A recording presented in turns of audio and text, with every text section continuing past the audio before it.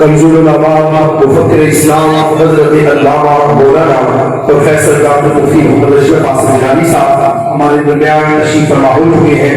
میں بغیر کسی بات کے بلا وحی دعوت خطاب دیتا ہوں استاذی و استاذ العلماء مفکر اسلام چہرہ تحریک لبیک یا رسول اللہ صلی اللہ علیہ وسلم کنز العلماء حضرت علامہ ڈاکٹر مفتی محمد اشرف قاسم گیلانی صاحب آپ تشریف لاتے ہیں اور عید الفطر کا خطبہ اردو آپ ارشاد فرماتے ہیں. آپ کی گفتگو سے قبل ایک زوردار نعرہ لگائے گا, اس کے بعد قلہ قائد محترم کی گفتگو ہم سارے سماعت کرتے ہیں. زوردار نعرہ لگائے گا نعرہ تکبیر, مزید بول پیدا کرے نعرہ تکبیر.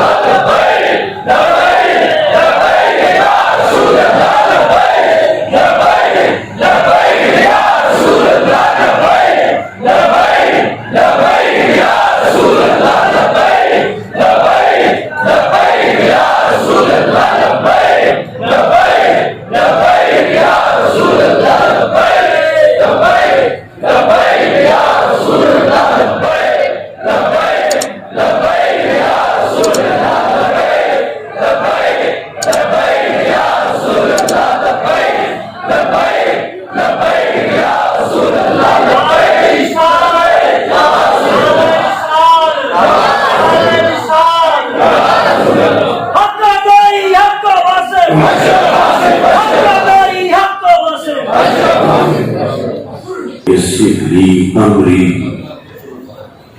واحلل عقدة من لساني يفقهوا قولي.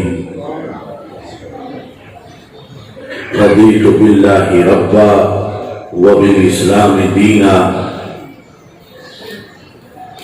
وبمحمد صلى الله عليه وسلم نبيا ورسولا.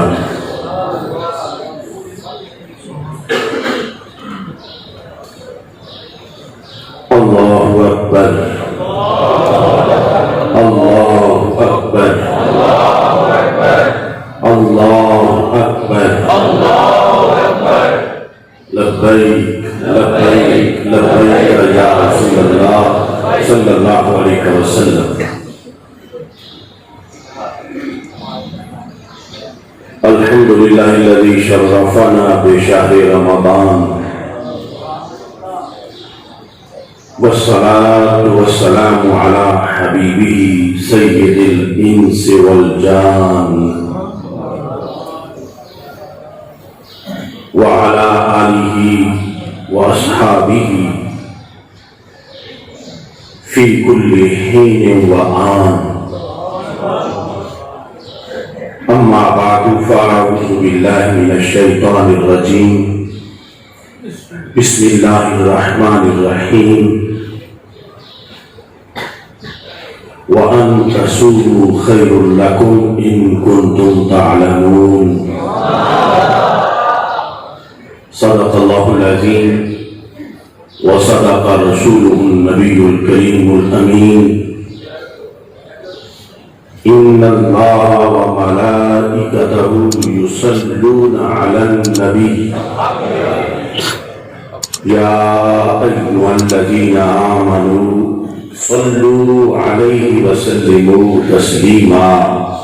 الصلاة والسلام عليك يا سيدي يا رسول الله وعلى آلك وأصحابك يا حبيب الله. الصلاة والسلام عليك يا سيدي يا خاتم النبيين وعلى آلك وأصحابك يا سيدي يا خاتم المعصومين. مولاي صل وسلم دائما أبدا على حبيبك خير الخلق كلهم. منزه عن شريك في محاسنه فجوهر الحسن فيه غير منقسم. محمد تاج رسل الله قاطبة محمد صادق الأقوال والكلم. محمد ذكره روح لأنفسنا محمد شكره فرد على الأمم. رب صل وسلم دائما أبدا على حبيبك خير الخلق كلهم. اللہ تبارک و تعالی جل جلالہ وعم نوالہ وأتم برهانه وعظم شانه وجل ذکره وعز اسمه کی حمد و ثنا اور حضور سرور کائنات مفخر موجودات زینت بزم کائنات دستگیر جہاں غم گسار زمان سید سروران حامی بے کساں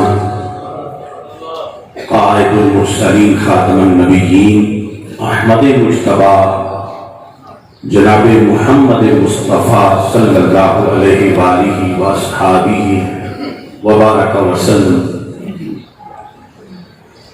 کے دربار قربان میں ہدیہ درود السلام عرض کرنے کے بعد السلام علیکم ورحمۃ اللہ وبرکاتہ.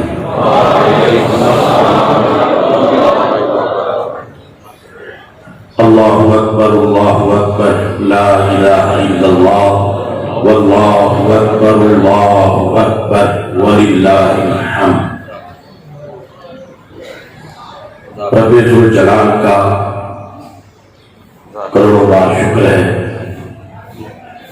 کہ اس نے ہمیں زندگی میں ایک بار پھر ماہ رمضان المبارک کی سعادتیں، برکتیں، رحمتیں عطا فرمائی۔ اس کا کروڑوں بار شکر ہے کہ اس نے ہمیں روزے رکھنے کی توفیق دی، اور آج رمضان المبارک کے 30 روزے مکمل کرنے کے بعد اس نے ہمیں عید الفطر پڑھنے کی، منانے کی توفیق عطا فرمائے۔ عید الفطر کا دن شریعت کی زبان میں یوم الجوائز کہا جاتا ہے اس کو۔ آسمانوں پر اس دن کا تعارف یوم تقسیم انعامات ہے، کہ جن لوگوں نے روزے رکھے، نمازیں پڑھی، صدقہ و خیرات کیا، مختلف اعمال صالحہ کا اہتمام کیا، رب ذوالجلال ان سب کو اپنے فضل سے مالا مال فرماتا ہے۔ عید الفطر کا اجتماعی عید کا جو موقع ہوتا ہے، نماز عید الفطر کی ادائیگی کے جو لمحات ہوتے ہیں، اس میں دو طرح کی کیفیات ہوتی ہیں، خوشی بھی ہوتی ہے اور ڈر بھی ہوتا ہے۔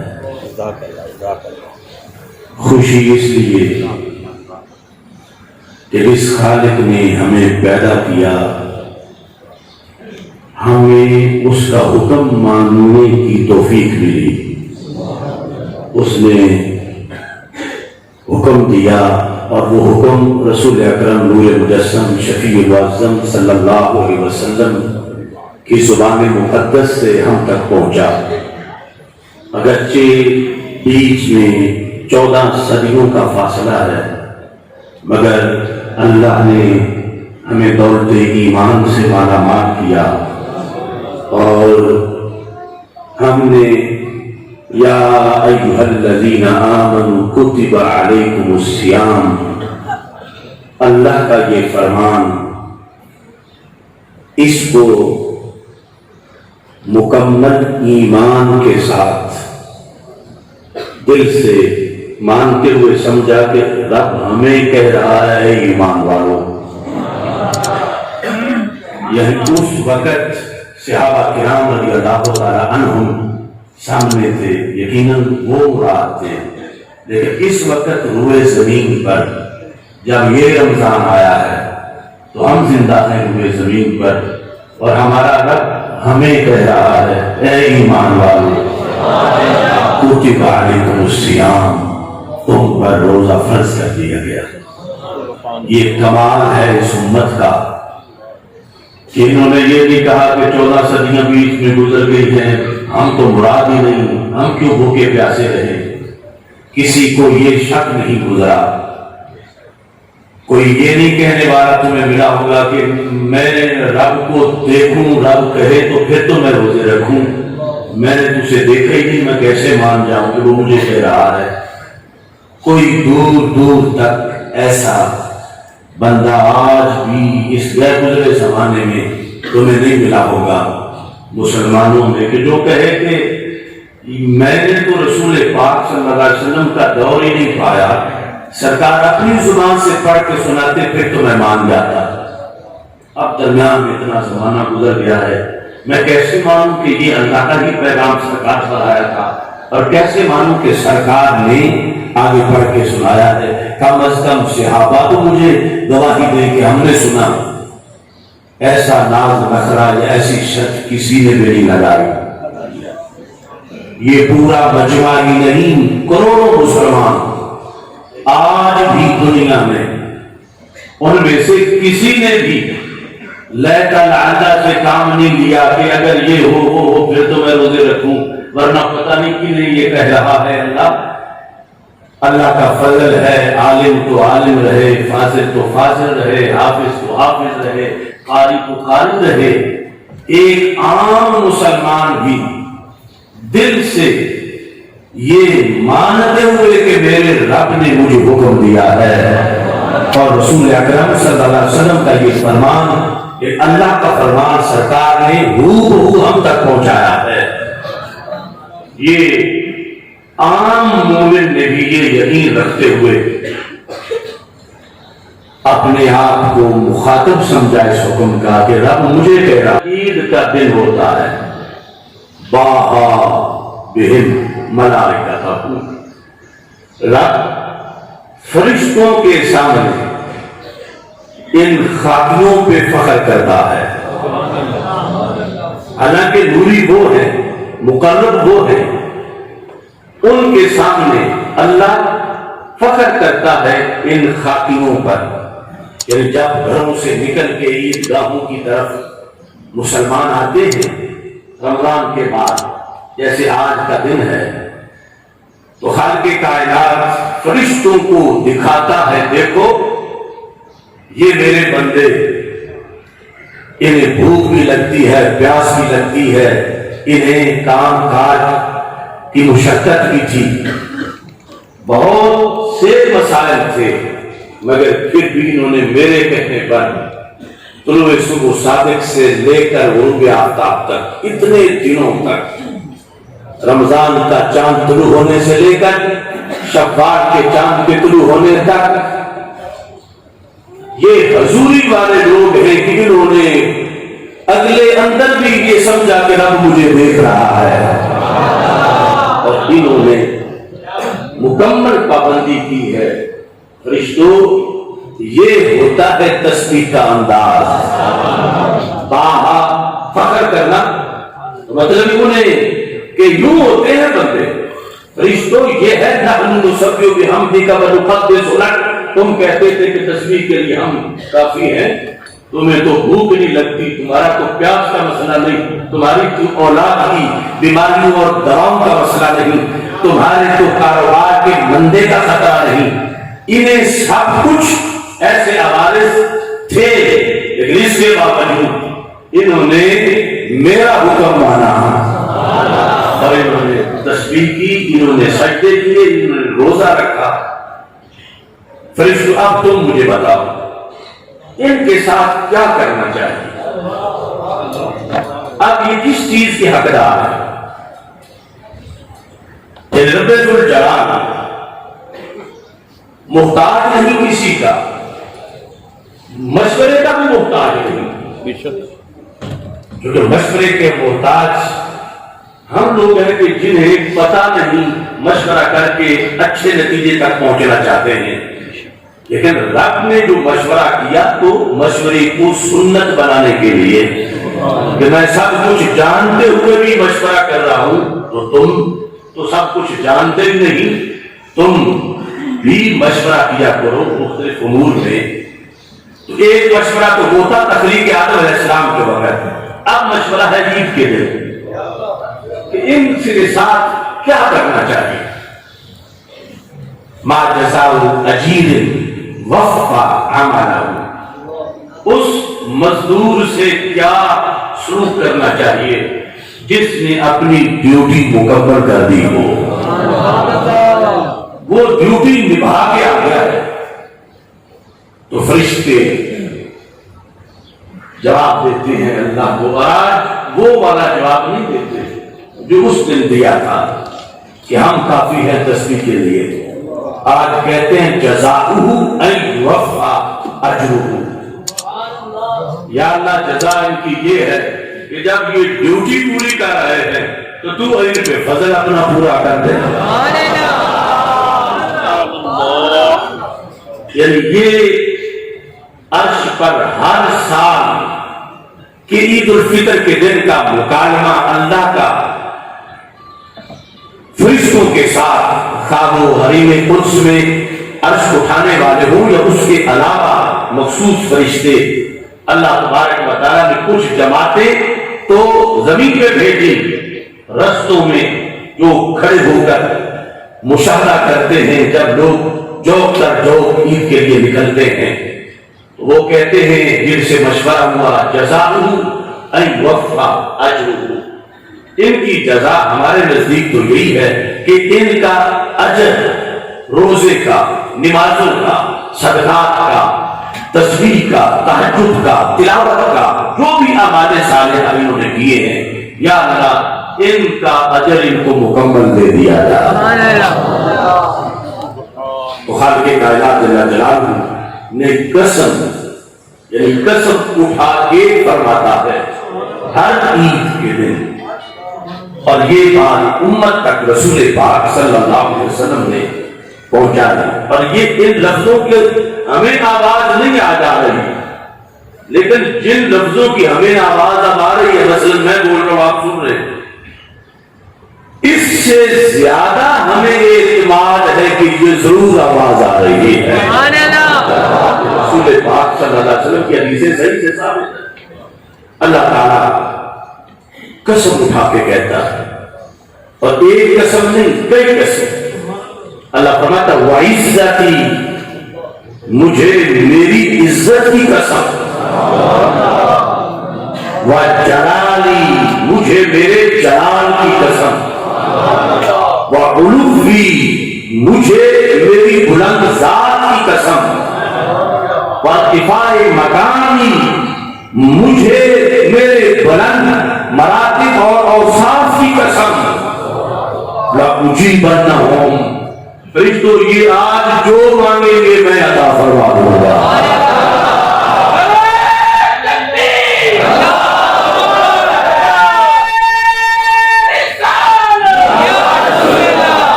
اور یہ کہنے کے بعد اللہ فرماتا فرشتوں اب ان سے کہہ دو، یہ بھی ایمان بالغیب ہے، اگرچہ ہمیں سنائی نہیں دے گا کہ فرشتے جب عید کی جماعت ہو جاتی ہے اور ادھر سے اعلان ہو جاتا ہے، فرشتوں انہیں کہو یرجعوا قد غفرت لکم، فرشتے انہیں کہو یہ اب گھروں کو چلے جائیں، میں نے سب کو بخش دیا ہے۔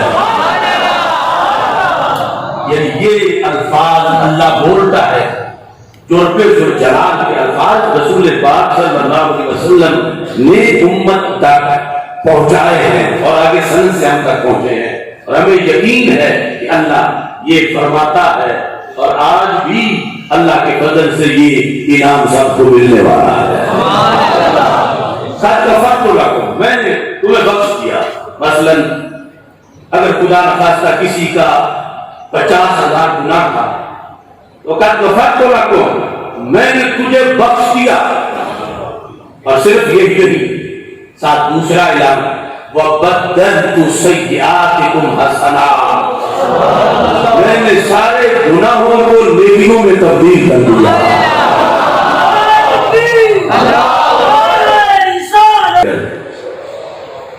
کہ کھل کے اپنے دین پہ عمل کریں گے، ہم عید پڑھنا چاہیں تو ہمیں کوئی نہ روکے، ہم روزے رکھ رہے ہوں تو ہمیں کوئی نہ روکے، ہم نماز پڑھ رہے ہوں ظہر عصر مغرب عشاء فجر کی تو کوئی نہ کہے کہ آپ نہیں پڑھ سکتے پھر پڑھ لینا۔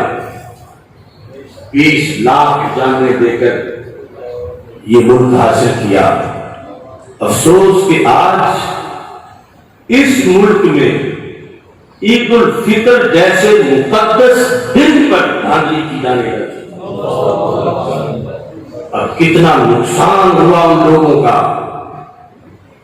کہ آج جب اللہ کی طرف سے انعام دیا جا رہا ہے اور انہیں پتہ ہی نہیں، وہ ایک دن پہلے ہو کر، اور وہ دن جو تھا وہ روزے کا تھا،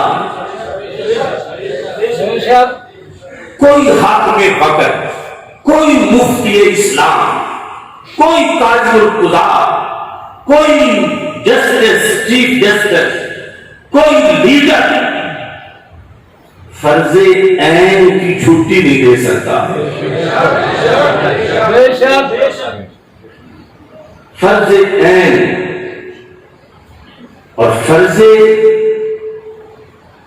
عین کے متبادل اور کوئی چیز ہو بھی نہیں سکتی۔ میں نے وہ حدیث بارہا پیش کی، پاک وطن شریف کے سارے پیران طریقت بیٹھے ہوئے تھے، تحریک لبیک اسلام کے منشور کو پیش کرتے ہوئے بھی پیش کی کہ میرے آقا علیہ السلام نے فرمایا ينتقدن عرى الاسلام عروة عروة، ایک ایک کر کے میرے دین کے کڑے ٹوٹیں گے اور ان کڑوں سے منسلک کروڑوں لوگ گر جائیں گے۔ تو فرمایا میں بچاؤ کی تدبیر بتاتا ہوں، اگر سارے کڑے مثلا 1000 دین کا کڑا ہے، دین کے اصول ہیں، ضابطے ہیں، عبادات ہیں، تو میں تمہیں بتا دیتا ہوں کہ سب سے پہلے حملہ کہاں ہوگا۔ اگر تم وہ بچا گئے تو سب بچ جائے گا۔ یعنی اگر 1000 جگہ پہ پہلا نہیں دے سکتے، ایک پر تو سارے پہلا دے سکتے ہو، تو پہلے اس جگہ پہ کٹے ہو جا تاکہ وہ نہ ٹوٹا تو کوئی نہیں ٹوٹے گا۔ تو ہمارے آقا علیہ السلام نے خبر بھی دی کہ حملہ ہوگا، اور پھر یہ بھی بتا دیا کہ پہلے کہاں ہوگا، مگر ہم نے بڑھایا۔ اگر پہلا کڑا آج بچایا ہوتا تو پھر مسجد اقصی میں تراویح پر حملہ نہ ہوتا۔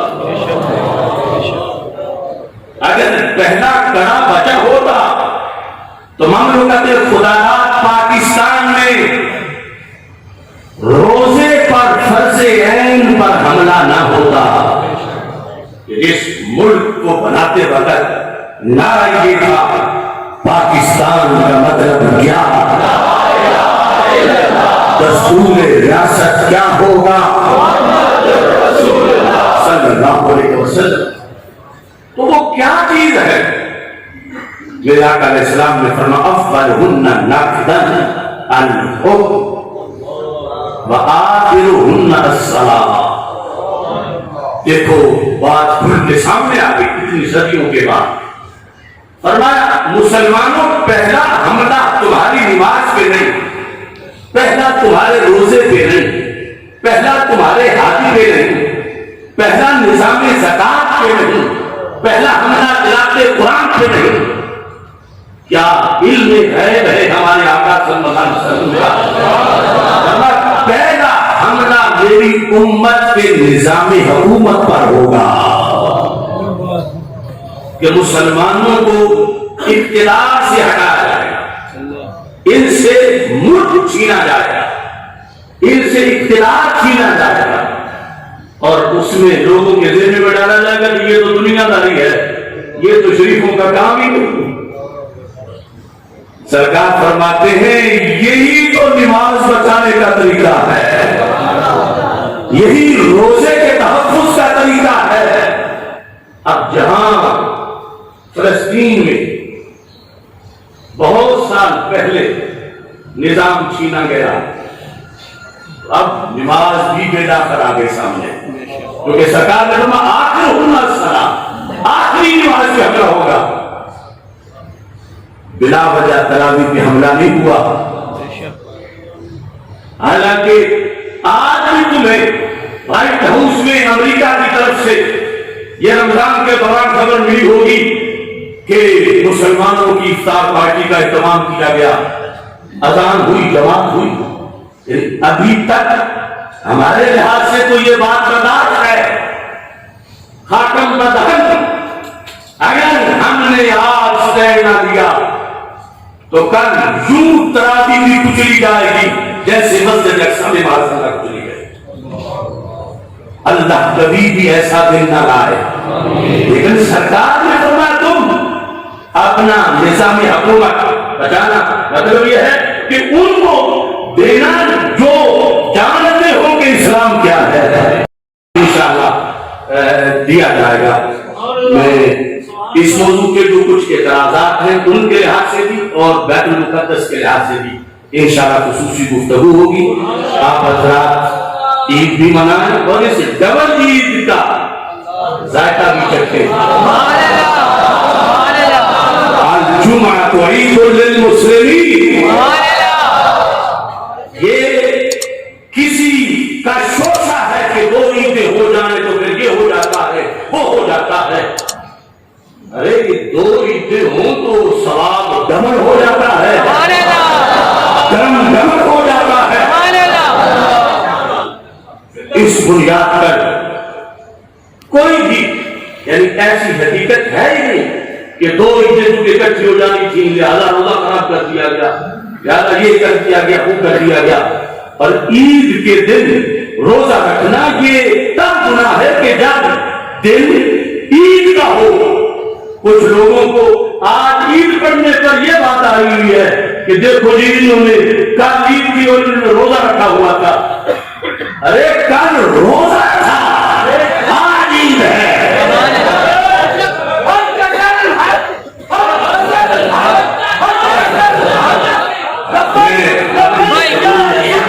اپنی گفتگو ختم کرنے سے پہلے آج خصوصی تکبیروں کا دن ہے، تو میرے ساتھ مل کر تکبیر رسالت نعرے بلند کریں۔ اس کے بعد انشاءاللہ خطبہ ہوگا، نماز ہوگی پہلے، اس کے بعد خطبہ ہوگا۔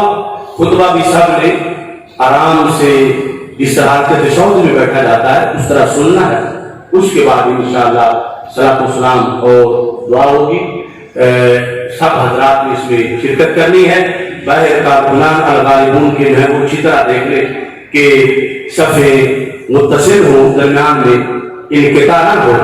اور میں ان کو دکھانا چاہتا ہوں جو مجھے کہتے تھے کہ کل آئے گا کون۔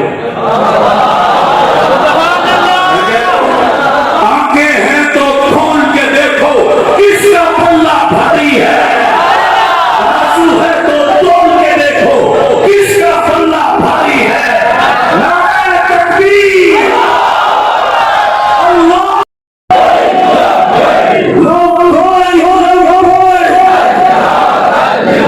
سارے حضرات تشریف رکھیں۔ ایک تو یہ اعلان ہے، باہستان پر فکر مستقیم کا تازہ شمارہ موجود ہے، جس میں خصوصی طور پر یہ مضمون ہے کہ فرانس کا سفیر نکالنا کیوں ضروری ہے، اور جو ہیلے بہانے کیے جا رہے ہیں قرآن و سنت سے اس کا جواب ہے۔ اور یہ وضاحت ہے کہ یہ سفیر نکالنا تو معمولی بات ہے، اصل فرض ہے مسلم حکمرانوں پر کہ فرانس کے خلاف جہاد کریں۔ یہ شمارہ بھی باہر سے حاصل کیجیے۔ اور ساتھ ہی ابھی جماعت کھڑی ہوگی تو پہلی تکبیر کے بعد آپ نے ہاتھ باندھ لینے ہیں۔ 2 رکعت نماز عید الفطر